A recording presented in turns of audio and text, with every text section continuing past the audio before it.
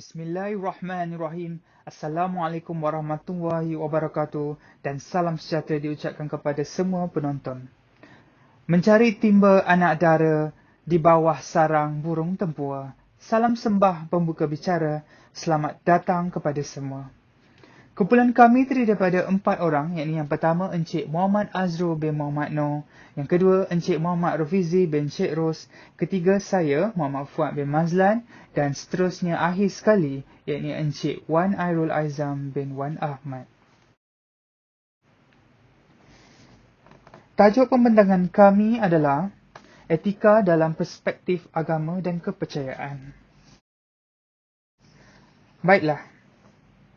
Jika dilihat dari aspek definisi, etika merupakan merujuk kepada prinsip moral atau nilai-nilai murni yang menjadi suatu pegangan setiap individu atau setiap kelompok masyarakat. Manakala agama pula membawa maksud kepercayaan kepada Tuhan atau sesuatu kuasa yang gaib dan sakti seperti dewa dan juga amalan dan institusi yang berkait dengan kepercayaan tersebut. Akhir sekali, kepercayaan yang ini membawa maksud akuan dan benarnya terhadap sesuatu perkara. Biasanya, seseorang yang menaruh kepercayaan ke atas sesuatu perkara itu akan disertai oleh perasaan pasti atau kepastian terhadap perkara-perkara yang berkenaan. Nilai dan etika adalah elemen yang paling penting dalam pengurusan dan pentadbiran sesebuah negara. Perkara ini telah diakui oleh beberapa ahli sejarah dan tokoh falsafah sains sosial sebagai salah satu faktor penting dalam mengawal kegiatan yang tidak bermoral. Di Malaysia, kesedaran masyarakat terhadap ketidakpuasan tentang amalan yang tidak bermoral dalam pengurusan merupakan fenomena yang baru. Menyedari hakikat bahawa kecemerlangan pengurusan adalah bergantung kepada sejauh mana beretikanya kaki tangan dalam sektor perkhidmatan, khususnya dalam mencapai wawasan negara, maka kerajaan telah memperkenalkan banyak slogan dan akta untuk merealisasikan matlamat tersebut. Penerapan nilai-nilai Islam adalah penting untuk diberi perhatian kerana pelanggaran etika sering sahaja dikaitkan dengan persoalan keprihatinan masyarakat terhadap isu agama. Persoalannya, adakah persoalan nilai dan etika dikhususkan kepada masyarakat yang beragama Islam, Hinduisme, Buddhism, Kristian, Konfusianisme dan Taoisme dalam membangunkan sistem pengurusan di Malaysia? Selain daripada itu, di dalam perkara 11 Perlembagaan Persekutuan telah menyatakan bahawa tiap-tiap orang berhak menganuti dan mengamalkan agamanya dan tertakluk kepada fasal dalam kurungan 4 yang ini mengembangkannya.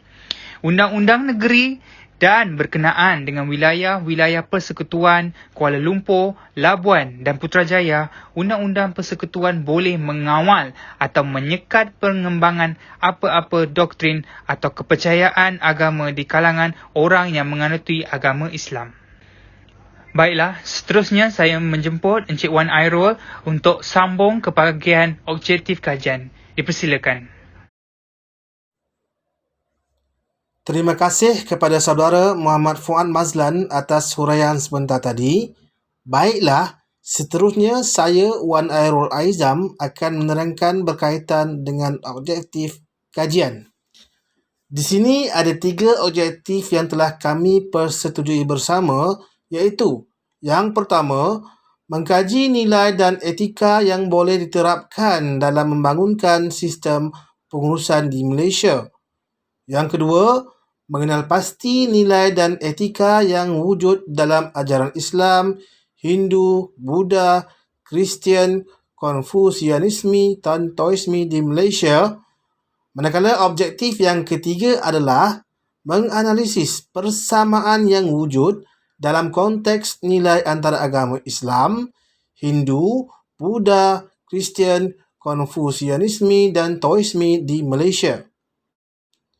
Seterusnya, saya akan huraikan secara ringkas berkaitan kajian literatur.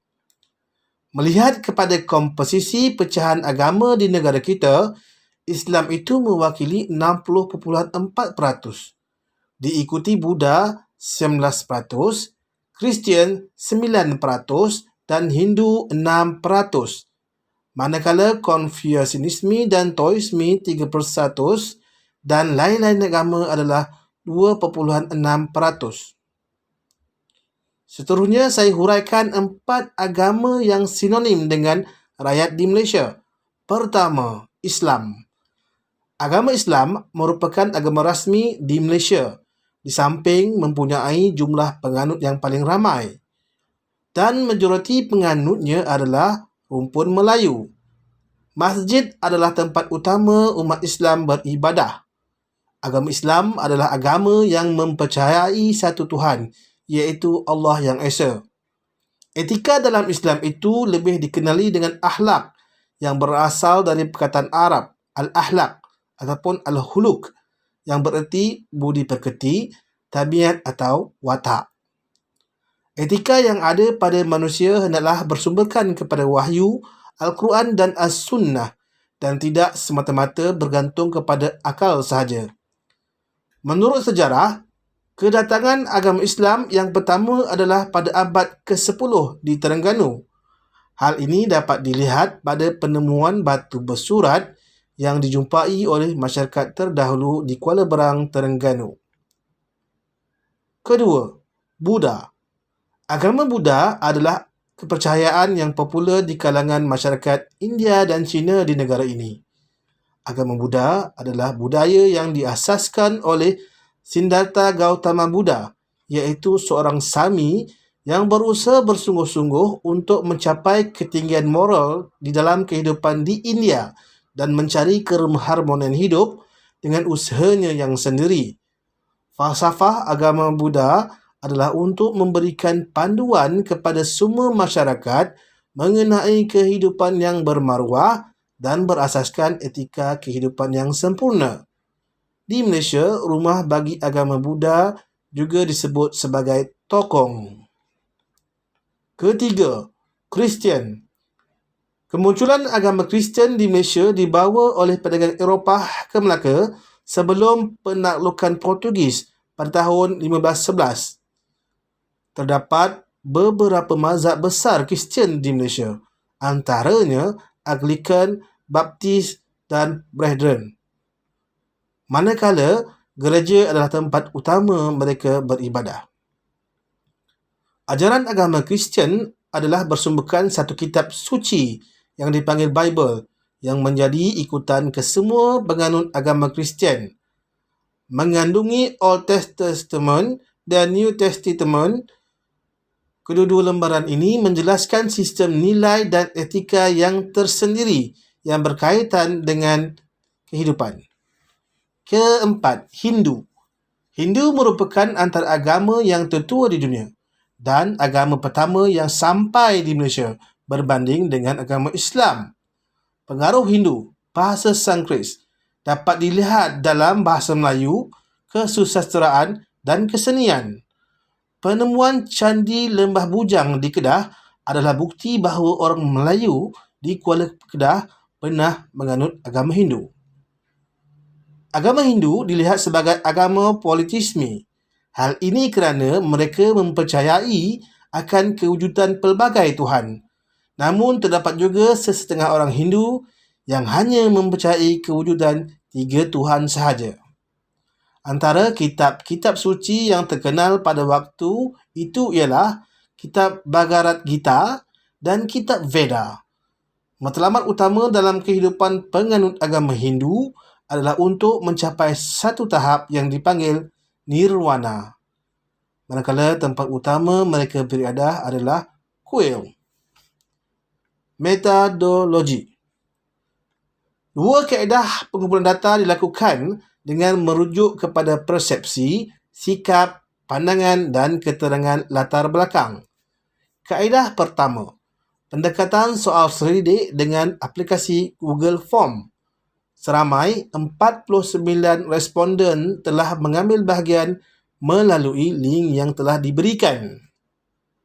Kaedah kedua, rujukan dan pemerhatian, termasuk bahan ilmiah seperti buku-buku, kamus dan sumber internet yang berkaitan, di samping merujuk kepada kajian-kajian terdahulu. Bagi kaedah pertama, iaitu soal selidik dengan Google Form. Analisa data yang dilakukan adalah menggunakan skala Likert 5 asas seperti berikut. Sangat setuju, setuju, tidak pasti, tidak setuju, sangat tidak setuju. Demografi responden dalam soal selidik diperincikan seperti di bawah. Pertama, nama penuh, umur, jantina, bangsa, agama dan pendidikan. Baiklah, seterusnya rakan saya Encik Azrul akan menguraikan metodologi seterusnya. Dipersilakan. Terima kasih diucapkan kepada sahabat saya iaitu saudara Wan Airul Aizam bin Wan Ahmad di atas pembentangan sebentar tadi. Saya, Muhammad Azrul bin Muhammad Nos, akan meneruskan kesinambungan kepada tajuk metodologi perbahasan tugasan bagi kumpulan kami iaitu etika dalam perspektif agama dan kepercayaan. Terdapat 6 elemen berdasarkan soalan untuk kaji selidik. Yang pertama, etika merupakan satu prinsip moral atau nilai-nilai akhlak yang menjadi pegangan seorang individu ataupun sesuatu kumpulan manusia. Yang kedua, adakah kelompok etnik Malaysia benar-benar menjadi penganut yang setia kepada agama mereka serta membolehkan mereka berurusan tanpa sebarang prasangka yang boleh menggugat kerjasama antara mereka. Yang ketiganya, setiap individu mengamalkan ajaran dan agama yang berbeza. Yang keempat, setiap agama menitik beratkan etika bagi memastikan penganut agama tersebut sentiasa berada dalam landasan yang betul. Yang kelima, apakah wujud persamaan nilai-nilai kebaikan dalam agama ataupun kepercayaan antara etnik kaum di Malaysia. Dan yang keenam adalah setiap agama mempunyai nilai-nilai perpaduan yang berbeza. Berikut adalah hasil kajian yang kami dapati daripada borang kaji selidik Google Form yang telah kami buat dan diedarkan kepada responden atau orang awam. Saya akan mengupas 4 survey yang telah dibuat atau soal selidik berkaitan dengan berapakah umur anda. Terdapat 49 responden di mana 57.1% responden yang berumur antara 30 hingga 39 tahun iaitu selamai 28 orang, dan yang kedua tertinggi adalah 12.2% iaitu daripada yang berumur antara 18 hingga 21 tahun, di mana terdapat seramai 6 orang. Yang ketiga adalah sebanyak 10.2%, di mana ia terdiri daripada golongan yang berumur 22 hingga 29 tahun iaitu selama 5 orang, dan yang lain-lainnya adalah yang berumur antara 7 hingga 17 tahun dan 50 hingga 50 tahun dan ke atas ramai 3 responden. Dan yang seterusnya saya akan menerangkan berkenaan dengan apakah bangsa anda. Terdapat 49 responden juga, di mana 71.4% adalah daripada kaum Melayu iaitu seramai 35 orang. 10.2% adalah daripada kaum Cina iaitu 5 orang. 16.3% adalah daripada kaum India seramai 8 orang. Dan seterusnya lain-lain adalah daripada kaum Siam seramai 1 orang. Yang ketiga adalah apakah agama anda. 49 responden juga, di mana 71.4% adalah daripada mereka yang beragama Islam iaitu seramai 35 orang, dan seterusnya beragama Buddha seramai 5 orang iaitu 10.2%, dan yang ketiga adalah 12.2% daripada agama Hindu, dan daripada agama Kristian adalah seramai 3 orang. Dan yang keempat adalah pendidikan tertinggi iaitu seramai 49 responden. 49% adalah daripada lulusan diploma di mana 24 orang, dan yang kedua adalah 32.7% adalah daripada mereka yang berada di sekolah menengah, dan seterusnya adalah mereka yang mempunyai ijazah seramai 7 orang iaitu 14.3%, dan yang lainnya adalah daripada PhD, iaitu 2 orang. Seterusnya, saya mempersilakan sahabat saya, Encik Muhammad Rufizi bin Cik Ros, untuk meneruskan perbahasan berkaitan dengan hasil kajian. Selain itu, saya mengucapkan terima kasih. Assalamualaikum warahmatullahi wabarakatuh. Terima kasih saudara Muhammad Azrul bin Muhammad Noh. Kali ini saya akan meneruskan dalam hasil kajian. Saya Muhammad Rufizi bin Cik Ros. Etika merupakan satu prinsip moral atau nilai-nilai akhlak yang menjadi pegangan seseorang individu atau sesuatu kumpulan manusia. 95.9% bersetuju bersama dengan 47 orang dan selebihnya tidak bersetuju bersama dengan 2 orang. Adakah kelompok etnik di Malaysia benar-benar menjadi penganut yang setia kepada agama mereka serta membolehkan mereka berurusan tanpa prasangka yang boleh menggugat kerjasama antara mereka? 69.4% bersetuju bersama dengan 34 orang, 30.6 kurang bersetuju bersama dengan 15 orang. Setiap individu mengamalkan ajaran dan agama yang berbeza. 93.9 bersetuju bersama dengan 46 orang, selebihnya kurang bersetuju bersama dengan 2 orang, sangat tidak setuju bersama dengan seorang.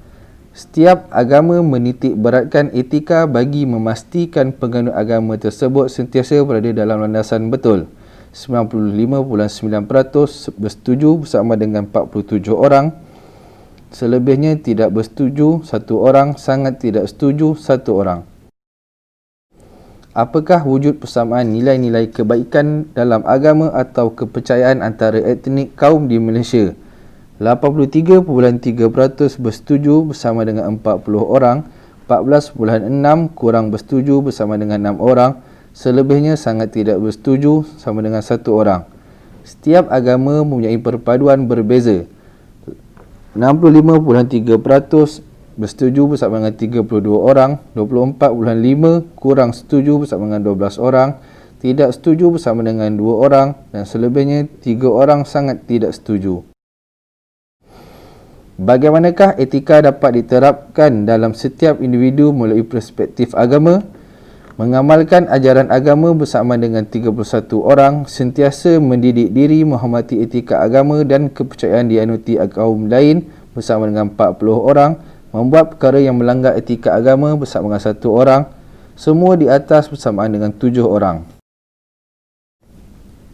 Kepelbagaian agama dan budaya perlu dihormati. Malaysia adalah sebuah negara yang mempunyai pelbagai bangsa yang telah didominasi oleh 3 kelompok utama iaitu Melayu, Cina dan India.